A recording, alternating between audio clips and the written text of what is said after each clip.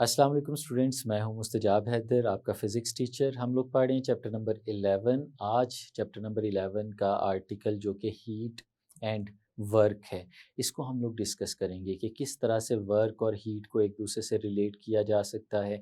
और फिर वर्क अगर इन टर्म्स ऑफ गैस हमें कैलकुलेट करना हो तो उसे किस तरह से कैलकुलेट भी कर सकते हैं। तो चलें लाइट बोर्ड की तरफ चलते हैं और लेक्चर का आगाज़ करते हैं। स्टूडेंट्स, हमारे पास दो टर्म्स यहाँ पे लिखी हुई हैं टाइटल में, एक है वर्क और दूसरा है हीट। अगर हम इन टर्म्स को देखें तो अपेरेंटली हमें ये दो बहुत ही डिफरेंट चीज़ें नज़र आती हैं, लेकिन अगर हम थोड़ा डीपली देखें तो ये दोनों टर्म्स एक दूसरे के साथ बहुत क्लोजली रिलेटेड हैं। किस तरह से रिलेटेड हैं? जो वर्क है हमारे पास, बेसिकली ये वर्क जो है ये ट्रांसफ़र ऑफ एनर्जी करता है बाय एनी मीन्स।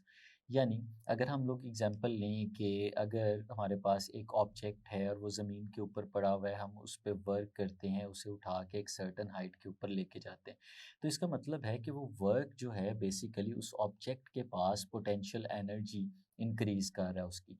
इसी तरह अगर हम लोग हीट की बात करें तो हीट जो है वो खुद एनर्जी की एक फॉर्म है, और ये जो एनर्जी की एक फॉर्म है ये दूसरी एनर्जीज़ और फिर मैकेनिकल वर्क जो है उसके अंदर भी कन्वर्ट हो जाती है। यानी ये दोनों चीज़ें जो वर्क और एनर्जी हैं, ये दोनों चीज़ें क्या करती हैं, ये बेसिकली हमारे पास एनर्जी को ट्रांसपोर्ट करती हैं, एक जगह से दूसरी जगह लेके जाती हैं। जहाँ पे टेम्परेचर का डिफरेंस होता है, वहाँ पे हीट भी ट्रैवल करना शुरू कर देती है, और हीट का ट्रैवल करना भी बेसिकली एनर्जी का ट्रांसफ़र ही होना है। तो स्टूडेंट्स, एनर्जी और हीट जो है हमारे पास ये एसोसिएटेड हैं, और फिर वर्क और हीट जो है इसको भी फिर हम एक दूसरे के साथ रिलेट करके देख सकते हैं। वो किस तरह से? अगर हम लोग एक एग्जांपल लें सिंपल स्टीम इंजन की, तो स्टीम इंजन में क्या होता है हमारे पास? स्टीम इंजन के अंदर हम लोग हीट एंटर करते हैं, और फिर हीट लेके वो स्टीम इंजन एक मैकेनिकल वर्क के अंदर उसे कन्वर्ट कर देता है, जो कि बड़े बड़े अर्ली इंजन्स में से एक है। तो ये आइडिया इसी तरह से प्रिवेल किया था कि हीट को वर्क के अंदर कन्वर्ट किया जा सकता है, जैसे कि स्टीम इंजन करता है। किस तरह से वो प्रॉपर वर्क करता है वो हम अपने अगले आर्टिकल्स के अंदर सीखेंगे। अभी हमें सिर्फ इतना पता होना चाहिए कि जो स्टीम इंजन है उसके अंदर जो वर्क होता है वो बेसिकली हीट से जो है हम लोगों ने लिया होता है। हीट जो है वो वर्क के अंदर कन्वर्ट हुई होती है। तो इसी तरह अगर हमारे पास कोई भी सिस्टम मौजूद हो, तो सिस्टम के अंदर जो हम हीट है उससे वर्क ले सकते हैं, या फिर हम जो वर्क है उसको हीट में भी कन्वर्ट कर सकते हैं। ये दोनों तरह की पॉसिबिलिटीज़ हमारे पास मौजूद होती हैं वर्क और हीट को जब हम एक दूसरे के साथ रिलेट करते हैं। तो आज हम लोग सीखेंगे कि किस तरह से कुछ कन्वेंशंस हैं जिनको हम लोग इस्तेमाल करते हैं। सबसे पहली कन्वेंशन, कि जब भी हमारे पास कोई एक सिस्टम मौजूद होता है तो उस सिस्टम में अगर वर्क किया जाए तो वो वर्क हीट में भी कन्वर्ट हो सकता है, और या जो हीट है वो भी वर्क में कन्वर्ट हो सकती है। अगर हम स्टीम इंजन की बात करें, जो बेसिक हम लोगों ने एग्जांपल ली, तो स्टीम इंजन के अंदर हीट एंटर होती है और हम उस हीट को वर्क में कन्वर्ट करते हैं। तो बाय कन्वेंशंस हम लोग ऐसे कहते हैं कि हीट जब भी सिस्टम के अंदर एंटर होगी और जब भी वर्क उस सिस्टम में से बाहर निकलेगा, तो हम उन्हें पॉजिटिव कंसीडर करेंगे। यानी हम लोग कहते हैं heat in heat in and work out।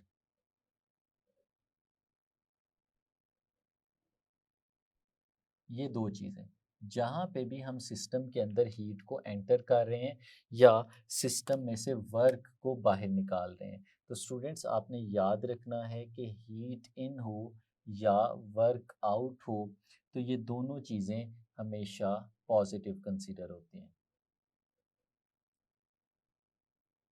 Bye convention. यानी ये हमारे पास कन्वेंशन है कि जब भी हमारे सिस्टम के अंदर हीट जाएगी या सिस्टम में से वर्क बाहर निकलेगा तो हमेशा पॉजिटिव लिया जाएगा। और इसका अगर ऑपोजिट हम लोग कर लें, यानी वर्क इन वर्क इन और हीट आउट, वर्क इन और हीट आउट। तो ये स्टूडेंट्स, ये दोनों केसेस जो हमारे पास हैं, ये दोनों केसेस हमारे पास नेगेटिव कंसीडर होते हैं। हम इनको भी थोड़ा सा डिस्कस करते हैं किस तरह से। ये मैंने अभी आपको साइन कन्वेंशंस बताई हैं, ये साइन कन्वेंशंस आपने याद रखनी है। तो heat in, work out positive, work in, heat out, ये दोनों जो है हमारे पास नेगेटिव होते हैं। इसको हम एक और तरह से भी देखते हैं। जो हीट इन है, इसका मतलब है heat is entering into the system. और वर्क आउट का मतलब क्या है? वर्क आउट का मतलब है सिस्टम जो है वो हमें वर्क दे रहा है, यानी सिस्टम ने बाहर सराउंडिंग के ऊपर वर्क किया है, तो ये वर्क आउट कहलाता है। और अगर वर्क इन हो तो इसका मतलब है work is done on the system, और इसका मतलब है सिस्टम पे वर्क किया है सराउंडिंग में से किसी फोर्स ने। तो आप इसको ऐसे भी याद रख सकते हैं कि वर्क इन, इसका क्या मतलब है? इसका मतलब है work is done on the system,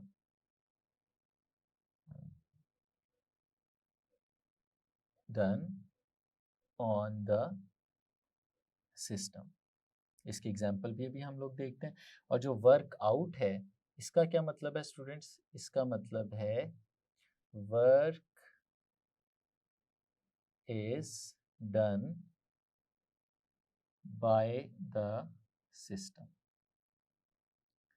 यानी अगर सिस्टम वर्क करे, बाय द सिस्टम, ये keyword students, by the system, अगर work is done by the system है, सिस्टम ने किया है, तो वो पॉजिटिव है। और अगर ऑन द सिस्टम है, यानी सिस्टम पे किया गया है, तो ये हमारे पास नेगेटिव कंसीडर होगा। इसकी सिंपल एग्जांपल्स हम यहाँ पे देख लेते हैं।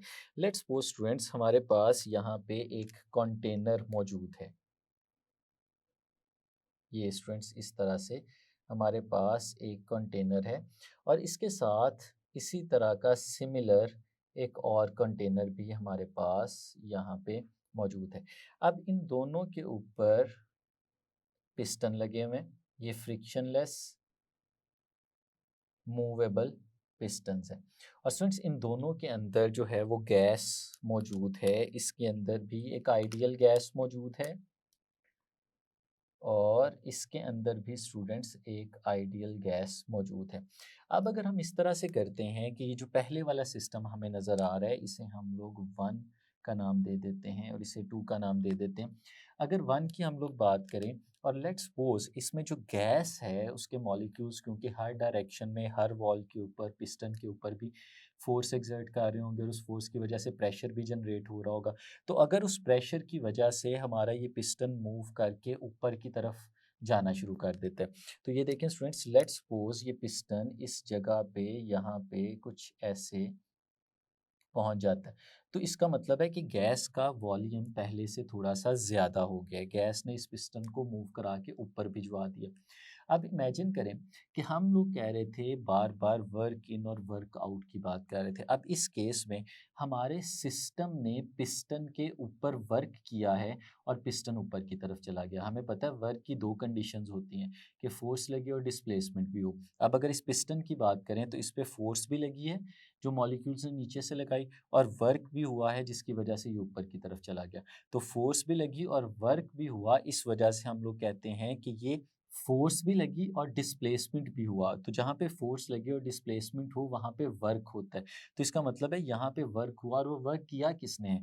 वो गैस के मॉलिक्यूल्स ने वर्क किया है, इसलिए हम इसे कहते हैं this is the work done by the system, और इसे हम लोग हमेशा पॉजिटिव ले रहे होते हैं। अब स्टूडेंट्स अगर ये सेकंड केस की बात करें और हम इस पिस्टन को ऊपर से पकड़ते हैं और इसके ऊपर हम लोग फोर्स लगाते हैं, पकड़ के फोर्स लगा के इसको डाउनवर्ड्स डायरेक्शन में धकेल देते हैं, और उसकी वजह से हमारा ये जो पिस्टन है वो नीचे की तरफ आ जाता है। जब ये पिस्टन नीचे की तरफ आ जाएगा तो हमें पता है कि इस केस में अब हमारी गैस जो है वो कंप्रेस हो गई है, और गैस के कंप्रेस होने का मतलब है वॉल्यूम कम हो गया। अब यहाँ पे क्या वर्क हुआ है या नहीं? डिस्प्लेसमेंट तो स्टूडेंट्स फिर से हुआ है, ये पिस्टन ऊपर से नीचे की तरफ आया है, तो नीचे की तरफ आने का मतलब है डिस्प्लेसमेंट, और फिर साथ में क्या हुआ है, फोर्स भी लगी है जो हमने बाहर से लगाई थी। तो स्टूडेंट्स फोर्स भी लगी और डिस्प्लेसमेंट भी हुआ, इसका मतलब यहाँ पे भी वर्क है, लेकिन ये वर्क जो है वो सिस्टम पे हो रहा है।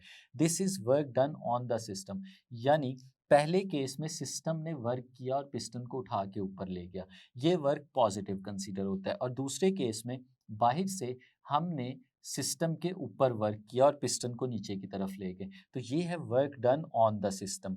तो स्टूडेंट्स ये वर्क ऑन द सिस्टम हो गया, और ये वाला जो है ये हमारे पास work done by the system हो गया, और ये पॉजिटिव कंसीडर होगा और ये वाला हमारे पास नेगेटिव कंसीडर होगा। ये हमें स्टूडेंट्स पता होना चाहिए।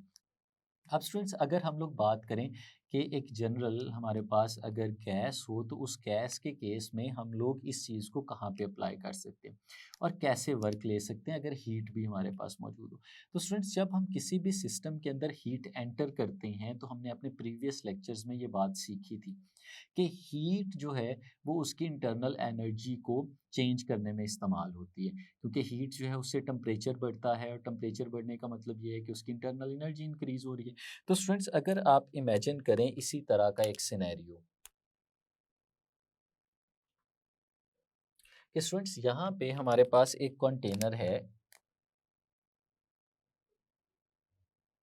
कुछ इस तरह से, और स्टूडेंट्स इस कंटेनर के ऊपर यहाँ पे एक मूवेबल फ्रिक्शनलेस पिस्टन भी लगा हुआ है, और इसके अंदर हमारे पास गैस मौजूद है। इसकी वॉल्स जो हैं और ऊपर वाला जो पिस्टन वाला हिस्सा हमें नज़र आ रहा है, आप इमेजिन करें कि ये सारे का सारा हिस्सा जो है वो इंसुलेटेड है। जैसे मैं यहाँ पे इंसुलेशन को शो करने के लिए कुछ इस तरह से ये ड्रॉ कर देता हूँ। इस इंसुलेशन का स्टूडेंट्स मतलब ये है कि यहाँ से इसके अंदर हीट एंटर भी नहीं हो सकती, और यहाँ से इसमें से हीट बाहर भी नहीं निकल सकती। ना हीट इसके अंदर एंटर होगी, ना हीट इसमें से बाहर निकलेगी, सिर्फ नीचे वाला हिस्सा जो है वो इंसुलेटेड नहीं है। अब स्टूडेंट्स अगर हम लोग इस तरह से करें कि जो इसका लोअर पार्ट है, लोअर पोर्शन जो हमारे पास मौजूद है, अगर यहाँ पे हम लोग इसके नीचे कोई ऐसा सोर्स रख दें जो कि हीट का एक सोर्स हो, तो उस हीट के सोर्स की वजह से हीट इसके अंदर यहाँ पे एंटर होगी। लेट्स सपोज स्टूडेंट्स जो हीट यहाँ पे इसके अंदर एंटर हो रही है, उस हीट को हम लोग नाम दे देते हैं क्यू का। अब स्टूडेंट्स हम लोग ये चीज़ तो सीख चुके हैं कि जब हीट एंटर होती है किसी भी सिस्टम के अंदर, तो उसके मॉलिक्यूल्स की एवरेज काइनेटिक एनर्जी को बढ़ा देती है, यानी उसके टेम्परेचर को इंक्रीज़ कर देती है। तो इसका टेम्परेचर इंक्रीज़ हो गया होगा और इसकी इंटरनल एनर्जी भी इंक्रीज़ हो गई होगी। अब उसकी वजह से एक और मामला भी होगा।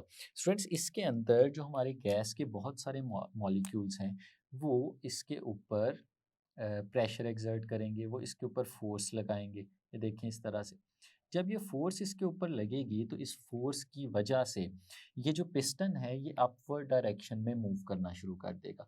लेट्स सपोज स्टूडेंट्स ये जो पिस्टन है हमारे पास वो इस जगह पे आ जाता है, वो इस हाइट तक मूव करते हुए ऊपर की तरफ आ जाता है। ये जो इसने वर्टिकल डिस्टेंस यहाँ पे इस वक्त ट्रैवल किया है स्टूडेंट्स, इस पॉइंट से लेके इस पॉइंट तक, हम इस वर्टिकल डिस्टेंस को लेट्स सपोज वाई का नाम दे देते हैं।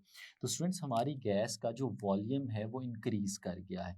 लेट्स सपोज इनिशियली जो हमारी गैस का वॉल्यूम था, उस वॉल्यूम को स्टूडेंट्स हम लोग नाम दे देते हैं वी का, और ये जो चेंज इन वॉल्यूम अब यहाँ पे हमारे पास आया है, इसको हम लोग नाम दे देते हैं डेल्टा वी का, यानी हमारा वॉल्यूम जो है वो पहले से ज़्यादा हो गया।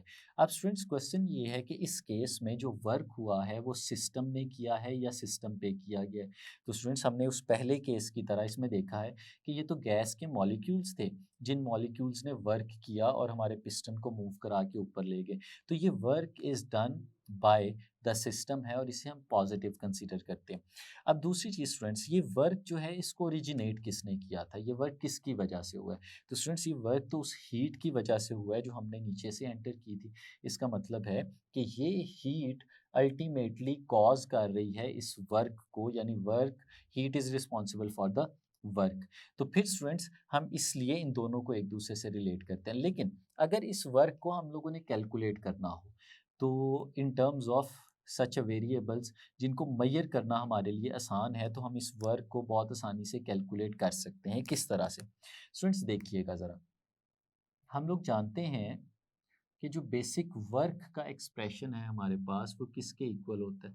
वर्क जो है वो प्रोडक्ट होती है फोर्स और डिस्प्लेसमेंट की। जब हम फोर्स को डिस्प्लेसमेंट से मल्टीप्लाई करते हैं स्टूडेंट्स तो हमारे पास वर्क आता है। अब इस केस में जो फोर्स नीचे से ऊपर की तरफ लग रही थी वो कितनी थी? हमें स्टूडेंट्स पता है कि जो प्रेशर होता है वो किसके बराबर होता है? वो इक्वल होता है फोर्स पर यूनिट एरिया। अब इस केस में जो हमारे पास फोर्स है वो इसी प्रेशर को रिप्रेजेंट कर रही है, तो इस एरिया को यहाँ पे जो डिवाइड हो रहा है उसको इस तरफ ले जाएं तो मल्टीप्लाई हो जाएगा pressure into area is equal to force. ये वो फोर्स है स्टूडेंट्स जो मॉलिक्यूल्स यहाँ पे एक्सर्ट कर रहे हैं इन टर्म्स ऑफ प्रेशर और एरिया, हमने उसे कैलकुलेट कर लिया। अब स्टूडेंट्स जो डिस्प्लेसमेंट है यहाँ से यहाँ तक हमने उसे नाम दिया हुआ है स्मॉल वाई का। तो स्टूडेंट्स अगर ये वैल्यूज़ इस जगह पे सब्सटीट्यूट करते हैं तो हमारे पास वर्क क्या आ जाता है, ज़रा देखिएगा। Work is equal to force that is equal to P times A और मल्टीप्लाइड बाय डिस्प्लेसमेंट, और डिस्प्लेसमेंट है हमारे पास y। इसको हमने इस तरह से लिख लिया।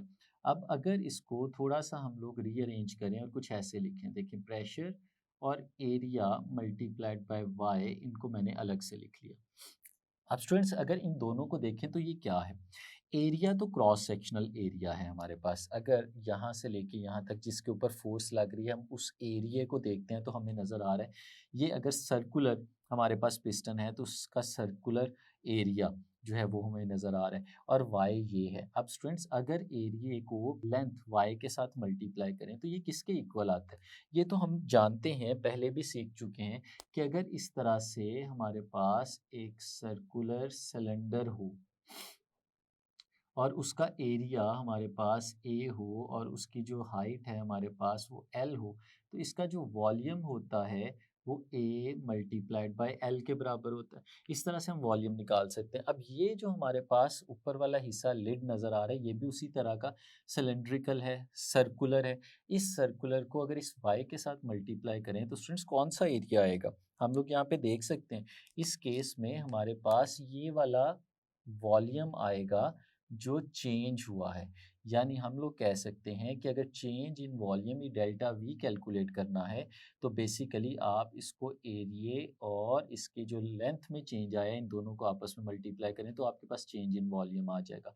तो स्टूडेंट्स ये जो हमारे पास यहाँ पे लिखा हुआ है ये तो चेंज इन वॉल्यूम है, तो इसका मतलब है जो हमारे पास वर्क यहाँ पे आएगा वो pressure into change in volume इसके बराबर आ गया।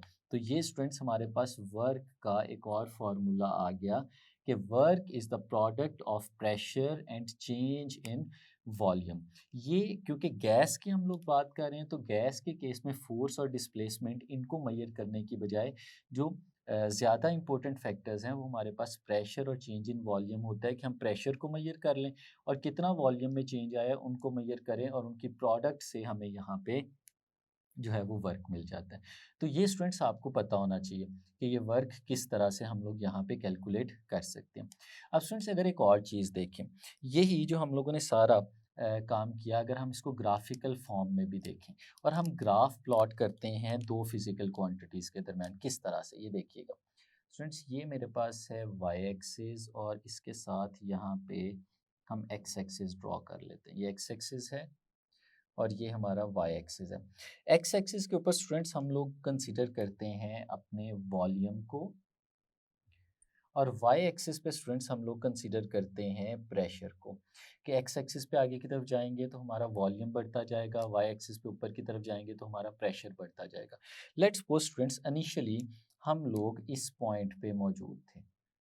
इस पॉइंट के ऊपर जो हमारे पास वॉल्यूम था स्टूडेंट्स उसे हम लोग नाम दे देते हैं V1 का और इस जगह पे जो हमारे पास प्रेशर था उसे हम लोग नाम दे देते हैं P1 का। अब स्टूडेंट्स अगर इस तरह से करें कि हम लोग प्रेशर को कांस्टेंट रखते हुए अपने वॉल्यूम को इंक्रीज करते चले जाएं, यानी वॉल्यूम बढ़ता जाए और हम उस पर प्रेशर को चेंज ना होने दें। जैसे इस केस में हमने अगर एक्सटर्नल प्रेशर जो था उसे चेंज नहीं होने दिया तो हमारा प्रेशर कांस्टेंट रहेगा और वॉल्यूम जो है वो चेंज होता जाएगा। अब इस केस में अगर हम लोग ग्राफ बनाएं स्टूडेंट्स तो वो कुछ इस तरह से बनेगा, ये देखिएगा कि एक स्ट्रेट लाइन हमारे पास आएगी कि हमारा वॉल्यूम बढ़ता जा रहा है लेकिन प्रेशर जो है हमारे पास कांस्टेंट है। और लेट्स सपोज हम इस जगह पे पहुंच जाते हैं। जब हम इस जगह पे पहुंच गए तो इस वक्त जो हमारा वॉल्यूम है अगर हम वो कैलकुलेट करना चाहें तो वो इस वक्त V2 के बराबर यहाँ पे आ गया होगा। और स्टूडेंट्स प्रेशर हमारा चेंज नहीं हुआ। अब अगर मैं आपसे कहूँ कि मुझे इस ग्राफ के अंदर जो एरिया आ रहा है वो एरिया कैलकुलेट करना है, तो वो एरिया कौन सा होगा स्टूडेंट्स? वो एरिया तो ये वाला होगा, ये देखें, ये हमारे ग्राफ के अंदर जो एरिया आ रहा है मैं उसे यहाँ पे आपके सामने हाईलाइट करके शेड करके दिखा रहा हूँ। अब इस केस में अगर हमने एरिया कैलकुलेट करना हो तो किस तरह से कर सकते हैं स्टूडेंट्स? हम लोग जानते हैं कि ये तो वैसे ही एक रेक्टेंगल बना हुआ है, तो रेक्टेंगल का जब हमने एरिया निकालना होता है तो उसकी एक लेंथ को दूसरी लेंथ के साथ मल्टीप्लाई करके हम उसका एरिया निकाल सकते हैं। यानी इस केस में अगर हम एरिया निकालना चाहें तो इस वाली लेंथ को, लेट्स सपोज जिसे मैं x का नाम दे देता हूँ, और ये वाली लेंथ को जिसे मैं y का नाम दे देता हूँ, अगर हम इन दोनों को आपस में मल्टीप्लाई करें तो हमारे पास एरिया आ जाता है। तो स्टूडेंट्स फिर अगर इस ग्राफ के अंडर हम एरिया निकालें, area under pressure volume graph, तो स्टूडेंट्स वो बड़ी आसानी से हम लोग निकाल सकते हैं। देखिएगा ज़रा मैं क्या लिख रहा हूँ, मैं लिखता हूँ हमारा जो एरिया है that is equal to X multiplied by Y. इस ग्राफ से अगर हम लोग देखें और अगर x की वैल्यू फाइंड आउट करनी हो तो स्टूडेंट्स देखें यहाँ से इस पॉइंट से लेके इस पॉइंट तक ये हमारे पास v2 है, और फिर इस पॉइंट से लेके इस पॉइंट तक ये हमारे पास v1 है। तो अगर x की बात करें तो वो तो v2 और v1 के डिफरेंस के बराबर है। यानी ये जो हमें इस पॉइंट से लेके इस पॉइंट तक की जो लेंथ नज़र आ रही है ये v2 माइनस v1 के बराबर है। तो स्टूडेंट्स फिर हम लोग यहाँ पे लिख सकते हैं कि हमारा एरिया किसके बराबर आ रहा है, ये आ जाएगा v2 माइनस v1 के बराबर। और फिर स्टूडेंट्स जो y यहाँ पे लिखा हुआ है उसको हम लोगों ने इधर नाम दिया हुआ है p1 का, और ये हमारे पास आ जाएगा p1 के इक्वल। अब स्टूडेंट्स अगर हम इसको जनरल करके लिखना चाहें तो हम इसे ऐसे भी लिख सकते हैं कि हमारे पास ये जो एरिया आ रहा है ये इक्वल आ गया v2 माइनस v1, तो इसे हम लोग डेल्टा v कह सकते हैं। और p1 यहाँ पे लिखा है, लेकिन स्टूडेंट्स ये तो चेंज नहीं हो रहा। अगर चेंज नहीं हो रहा तो फिर हमें 1 और 2 इसके बगैर भी इसको लिखा जा सकता है, तो हम इसे जनरली सिर्फ p भी लिख सकते हैं। तो ये हमारे पास p आ जाएगा, या अगर इसे रीअरेंज करें स्टूडेंट्स तो एरिया हमारे पास आ गया p इंटू डेल्टा v। और ये तो स्टूडेंट्स हमने वर्क निकाला था यहाँ पे, तो इसका मतलब है कि area is equal to work. तो स्टूडेंट्स ये रिलेशन हमें याद रखना है कि जब भी हमारे पास प्रेशर और वॉल्यूम के दरमियान ग्राफ बनाया जाए तो area under pressure volume graph ये हमें हमेशा वर्क की वैल्यू दे रहा होता है। तो स्टूडेंट्स अभी तक जो चीज़ें हम लोगों ने सीख ली हैं, इंटरनल एनर्जी, वर्क और हीट, अब इनकी बेसिस पे हम लॉज ऑफ थर्मोडायनेमिक्स जो हैं उन्हें स्टेट कर सकते हैं, उन्हें एक्सप्लेन कर सकते हैं। और ये चीज़ें हमें पता होनी चाहिए, फिर हम अपने नेक्स्ट लेक्चर्स में इन चीज़ों को अच्छे से सीखेंगे। तो ये था स्टूडेंट्स हमारा आज का लेक्चर, जिसमें हम लोगों ने वर्क एंड हीट को डिस्कस किया, एक दूसरे के साथ रिलेट करके देखा, एक्सप्रेशन भी डराइव किया और फिर इन टर्म्स ऑफ ग्राफ भी उसे देखा। उम्मीद है आपको अच्छे से समझ आया होगा। आज के लेक्चर के लिए इतना ही, इजाज़त दीजिए। अल्लाह हाफिज़।